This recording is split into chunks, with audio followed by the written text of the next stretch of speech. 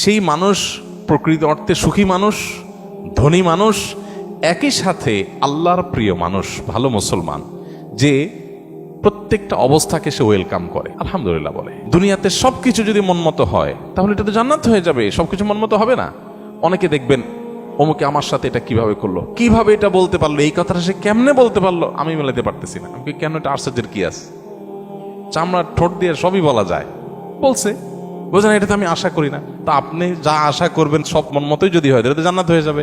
আপনার আশার বিপরীত কিছু হবে দেখেই তো দুনিয়া। না না, সে কিভাবে এটা আমারে বলতে পারলো, আমার মাথায় ধরতেছে না, কেমনে এটা বলতে পারলো। আরে কেমনে বলতে পারলো, আমি তো বলতে পারবো আপনাকে, কোনো ব্যাপার না তো। সবকিছুকে ইজিলি নেওয়া, এটা হলো মানুষের দুঃখ দুর্দশা দূরের প্রধান মাধ্যম, প্রধান উপায়। কোন প্রকার বিপদ আপদ হলে আমরা ধৈর্য ধারণ করতে পারি না। ভাই, সবরটা কখন করবেন? তাহলে আপনার মনের বিরুদ্ধে হবে, চাওয়ার বিরুদ্ধে হবে, আশা যা করছেন তার উল্টাটা হবে।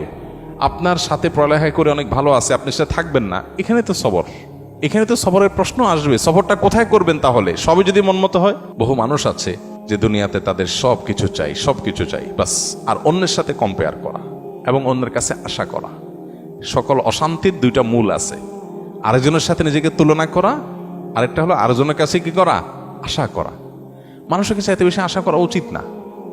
স্বামী হোক, স্ত্রী হোক, ননদ হোক, দেবর হোক, শ্বশুর হোক, শ্বশুরবাড়ি হোক, এমনকি বন্ধু বান্ধব হোক, আপনার স্ত্রী, তিনি হয়তো রান্না বাড়া ভালো পারেন না, আপনার মনে দুঃখ, কিন্তু তার চরিত্রটা ভালো। আরেকজনের বউ রান্নাটা মাশাআল্লাহ একের, কিন্তু চরিত্রটা 2 নম্বর। আপনার বউয়ের চরিত্রটাও ভালো, রান্নাটাও ভালো, হয়তো চেহারা ছবি ভালো না।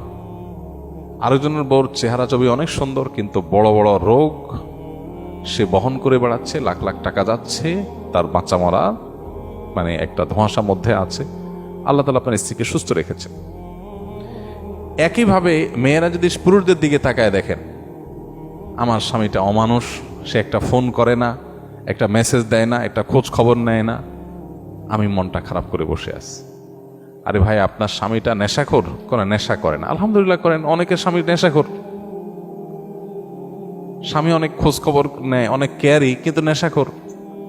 আবার অনেকের স্বামী সব দিক থেকে ভালো আছে, কিন্তু তার ক্যান্সার 4th স্টেজ হয়ে গেছে, যে কোনো মুহূর্তে মারা যাবে। আল্লাহ আপনার স্বামীকে সুস্থ রেখেছেন। আপনার স্বামীর খুব বেশি উপার্জন নাই, আলহামদুলিল্লাহ, উপার্জন নাই, কিন্তু আল্লাহ তাআলা তারা অনেক দিক থেকে তাকে ভালো রেখেছেন, অ্যাডভান্টেজ আছে। একজন ইমানদার সে সবসময় পজিটিভ জিনিসগুলো দেখবে। শেখ মোহাম্মদ মোতাওয়াল্লিয়া শারবি, মিশরের একজন বড় স্কলার, কোরআনে কারীমের একজন বড় মুফাসসির, তার একটা ছোট স্ট্যাটাসে তিনি লিখেছেন যে কারোর ঘর যদি চুরি হয়ে যায়, চুরি হয়ে চোরে সব নিয়ে যায়, সব বলতে যা যা নেওয়া গেছে, তারপরও সে ঘরে ঢুকে যদি দেখে যে খাটটা আছে, আলমারিটা আছে, আলমারির ভিতরে সব নিয়ে গেছে, আলমারিটা আছে, সে আল্লাহর কাছে শুকর আদায় করবে, যাক, ভারী ভারী জিনিসগুলো নিতে পারে না, আল্লাহ শুকর, এগুলো চোরে নিতে পারে না। এগুলো যদি নিয়ে যেত আমি কি করতাম? যাক, আলহামদুলিল্লাহ, চোরে নিচে দেখে কিছু গেছে, কিছু আছে, যদি আগুন লেগে পুড়ে যেত তো সব ছাই হয়ে যেত। আপনি বিপদে আলহামদুলিল্লাহ কেন বলবেন, তার সায়েন্সটা এখানে। আপনি বাইক অ্যাক্সিডেন্টে পড়ে গেছেন, দেখতেছেন ঠ্যাং একটা নাই, কেটে আলাদা হয়ে গেছে, ওই অবস্থায় আপনি কিভাবে আলহামদুলিল্লাহ বলবেন? কিভাবে আপনি পরিতৃপ্ত থাকবেন, আল্লাহ শুকর আদায় করবেন? সায়েন্সটা কি? সায়েন্সটা হলো, আপনি দেখবেন যে মাশাআল্লাহ আপনার আরেকটা পা ভালো আছে। এই একই অ্যাক্সিডেন্টে বহু লোকের 2 পা শেষ হয়ে গেছে, বহু লোকের জীবনটা শেষ হয়ে গেছে। আপনি যখন ওইটার দিকে তাকাবেন তখন বললেন আলহামদুলিল্লাহ, ওর সাথে কম্পেয়ার করলে তো আল্লাহ আমাকে ভালো রেখেছেন। মানুষ ভালো থাকার জন্য তার মেন্টালিটিটা সবচেয়ে গুরুত্বপূর্ণ। আর এই কথাটাই নবী সাল্লাল্লাহু আলাইহি সাল্লাম মাত্র 3 শব্দে বলেছেন, আল গিনা গিনান নাফস। মানুষের মনের সচ্ছলতা, মনে থেকে যদি কেউ ধনী হয়, সে হলো আসল ধনী, সে হলো আসল সচ্ছল। কেউ যদি নিজেকে অভাবী মনে না করে, আর যদি অভাবী মনে করে, তাহলে কোটিপতি হওয়ার পরও সে ফকির।